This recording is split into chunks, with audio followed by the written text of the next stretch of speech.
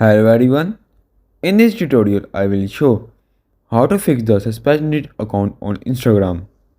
If your account is suspended on various reasons, there is no way to recover your Instagram account.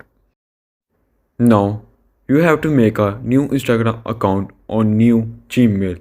First, go to any browser and on search bar type createaccount.com. Now click the first website and create your new Google account. Add account to device. Wait for a while. Now from here, you have to create a new account. After you create a new Gmail account, you have to create a new Instagram account. Because the suspended account was not recovered.